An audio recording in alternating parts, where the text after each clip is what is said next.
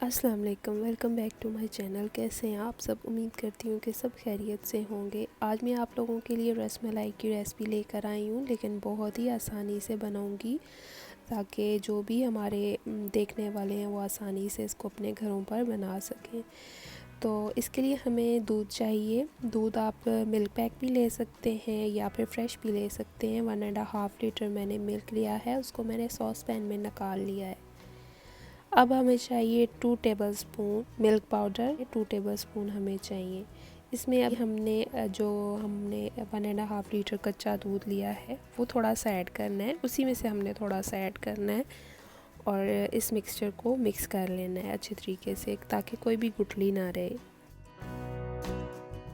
اس mixture کو میں نے ہینڈ بیٹر سے اچھے طریقے سے مکس کر لیا ہے، اور اس کو علیحدہ سے مکس کرنے کا مقصد یہی ہے کہ یہ جب زیادہ دودھ میں اگر ہم ملک پاؤڈر ایڈ کر دیتے تو یہ اچھے طریقے سے مکس نہیں ہو پاتا اور اس کی گٹھلیاں بن جاتی، اس لیے ہم نے اس کو علیحدہ سے مکس کیا ہے اور ہم نے بعد میں سارے دودھ کے اندر ایڈ کر دیا ہے۔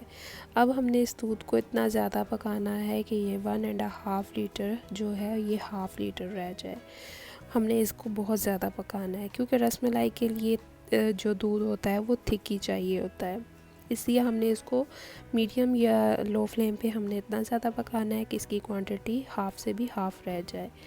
تو اس کے بعد جو انگریڈینٹ جائے گا وہ ہے سبزی الائچی، اور اس طریقے سے ہم نے ان کے منہ کو کھول لیا ہے تاکہ ان کا اچھا سا فلیور، اچھا سا ٹیسٹ اس دودھ کے اندر چلا جائے، اور یہ ہم نے نکالنی نہیں ہے، اینڈ تک یہ اس کے ساتھ کک ہوتی رہیں گی۔ اور دودھ کو ہم نے میڈیم فلیم یا لو فلیم پہ پکانا ہے تاکہ یہ ساتھ نہ لگے، اگر یہ ساتھ لگ جائے گا تو اس کا سارا ٹیسٹ خراب ہو جائے گا اور آپ کی رس ملائی اچھی نہیں بنے گی۔ ابھی آپ دیکھ سکتے ہیں کہ دودھ کو بوائل آنا سٹارٹ ہو گیا ہے، تو اس طریقے سے ہم نے دودھ میں چمچ چلاتے رہنا ہے تاکہ یہ ساتھ لگ کے جلے نہیں اور ایکولی یہ کک ہو جائے۔ اب یہ تقریباً 1/2 اس کی کوانٹٹی رہ گئی ہے، اور اب ہم نے اس میں ایڈ کرنی ہے شوگر ہم نے شروع میں ایڈ نہیں کرنی کیونکہ یہ جب پھر بوائل ہوتا ہے دودھ تو بہت جلدی نیچے لگ سکتا ہے، تو اس لیے پھر اس سٹیج پہ ہم نے شوگر ایڈ کرنی ہے جب دودھ 1/2 رہ جائے گا، اور شوگر آپ اپنے ٹیسٹ کے مطابق لے سکتے ہیں۔ اگر آپ لوگ زیادہ کھانا پسند کرتے ہیں تو زیادہ ایڈ کریں، ورنہ اس میں کم رکھیں۔ میں نے 1/4 کپ اس میں ایڈ کیا ہے کیونکہ جو ہماری شوگر ہے یہ بہت زیادہ میٹھی نہیں ہے، اس لیے اس کو مقدار میں زیادہ یوز کرنا پڑتا ہے، ادروائز اگر یہ نارمل شوگر ہوتی تو پھر اس کو میں تقریباً اس سے بھی 1/2 ایڈ کرتی۔ تو آپ لوگ اپنے ٹیسٹ کے مطابق لے سکتے ہیں شوگر کا، اس کے بعد اگر آپ ایڈ کرنا چاہیں تو اور بھی ایڈ کر سکتے ہیں۔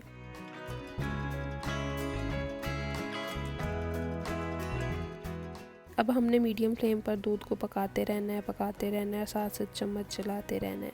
نیکسٹ سٹیپ کی طرف چلتے ہیں۔ ہم نے ایک ایگ لے لیا ہے، اس کو بیٹر سے بیٹ کر لیں گے اور اچھے طریقے سے اس کو بیٹ کر لینا ہے۔ ایگ کو میں نے بیٹ کر لیا ہے، اب ہم اس کو ایک سائڈ پہ کر دیں گے اور چلتے ہیں نیکسٹ انگریڈینٹ کی طرف۔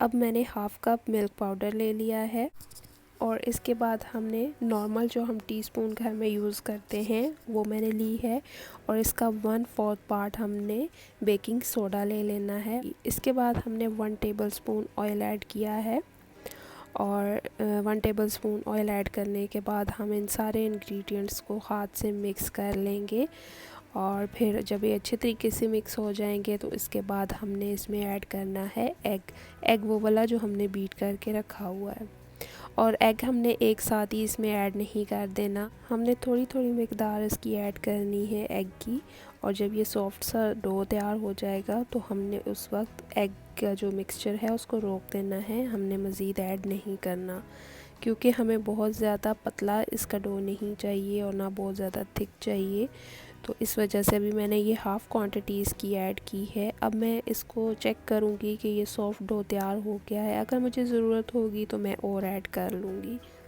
لیکن آپ نے ایک ساتھ ایڈ نہیں کرنا ورنہ آپ کی رس ملائی خراب ہو جائے گی۔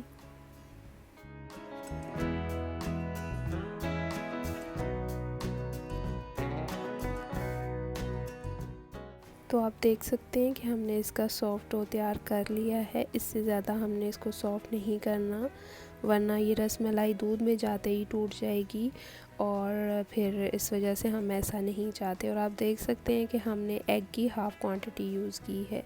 اب ہم نے ہاتھوں پر آئل لگانا ہے اور اس طریقے سے ہم نے رسگلے تیار کر لینے ہیں. شیپ آپ کوئی بھی دے سکتے ہیں اپنی پسند کی، اوول یا سرکل یا کسی بھی طرح کی، یا پھر فلیٹ طرح کے بنا سکتے ہیں. میں نے تھوڑی اوول شیپ دی ہے اور تھوڑے فلیٹ رکھے ہیں. میں نے سارے رسگلے تیار کر لیے ہیں. دودھ جو ہم نے بوائل ہونے کے لیے رکھا تھا اس کی کوانٹٹی تقریباً اب جتنی ہمیں چاہیے اتنی رہ چکی ہے اور دودھ تھک ہو چکا ہے. تو اب ہم اپنا نیکسٹ اسٹیپ کریں گے. اب دیکھ سکتے ہیں کہ دودھ کتنا کم رہ گیا ہے اور تھوڑا تھک بھی ہو چکا ہے اور اچھے طریقے سے پک چکا ہے یہ. تو اب ہم نے اس میں ایڈ کر دینے ہیں رسگلے. فلیم ہم نے میڈیم رکھنی ہے، ہائی نہیں رکھنی. 1 بائی 1 ہم نے اس میں سارے رسگلے ایڈ کر دینے ہیں.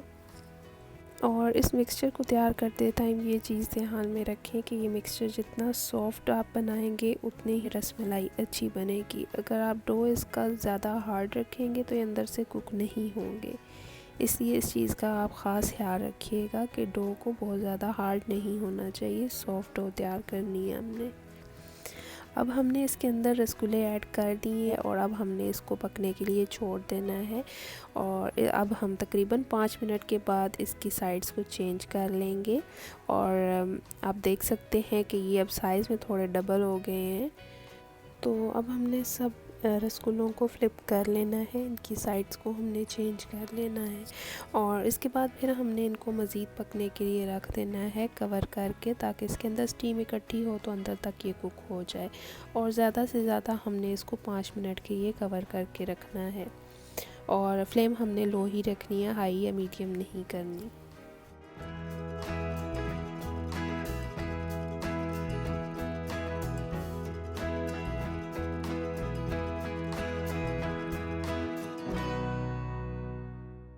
تقریباً 5 منٹ گزر چکے ہیں. اب ہم اس کا کور ہٹائیں گے اور آپ دیکھ سکتے ہیں کہ یہ سائز میں کافی زیادہ بڑے ہو گئے ہیں.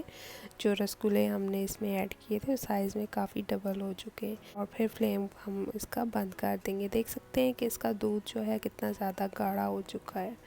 اب ہم نے فلیم کو آف کر دینا ہے اور اس کو ہم نے روم ٹیمپریچر پہ رکھنا ہے ٹھنڈا ہونے کے لیے. تو انشاءاللہ میں آپ کو توڑ کے بھی چیک کرواؤں گی. یہ بالکل پرفیکٹ بنے ہیں، اندر سے کچے بالکل نہیں ہیں.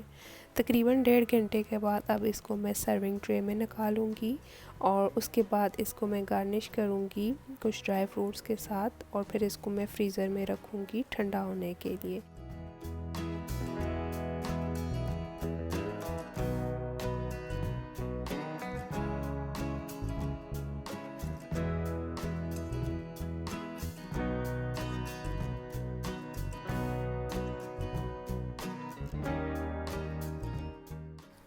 ابھی ہم نے سرونگ ٹرے میں رس ملائی نکال لیا ہے اور اب ہم اس کی گارنشنگ کریں گے. گارنش آپ کسی بھی ڈرائی فروٹ کے ساتھ اپنی مرضی سے کر سکتے ہیں. جو آپ کو ڈرائی فروٹ پسند ہو آپ وہ اس کے اوپر ایڈ کر سکتے ہیں. اور اس کو بھی ہم نے فریزر میں رکھ دینا ہے. اس کو اچھے طریقے سے ٹھنڈا کر کے پھر ہم سرو کریں گے، کیونکہ رس ملائی ٹھنڈی ہی اچھی لگتی ہے. اسے آپ ضرور ٹرائی کیجئے گا، کیونکہ اس طریقے سے بنائی گئی یہ رس ملائی پرفیکٹ بنتی ہے. کیونکہ میئرز کو بالکل فالو کریں گے تو ایک دم آپ کی رس ملائی اچھی بنے گی. تو ابھی میں آپ کو توڑ کے بھی دکھا دیتی ہوں کہ یہ اندر سے بھی پرفیکٹ کوک ہوئی ہے، کچی نہیں ہے. اور یہی بیسٹ نشانی ہوتی ہے اس کی کہ اندر سے کچی نہ ہو. آپ دیکھ سکتے ہیں کہ اندر تک یہ بالکل کوک ہوئی ہوئی ہے. تو امید کرتی ہوں کہ یہ ریسپی آپ کو اچھی لگی ہوگی. آپ نے اس سے ضرور کچھ نہ کچھ سیکھا ہوگا. اگر اچھی لگی ہے یہ ریسپی تو میری ویڈیو کو لائک کر دیں اور چینل کو سبسکرائب کر دیں تاکہ ہر آنے والی ریسپی آپ تک پہنچ سکے. اپنا بہت زیادہ خیال رکھیے گا. پھر ملیں گے ایک نئی ریسپی میں. Take care. اللہ حافظ.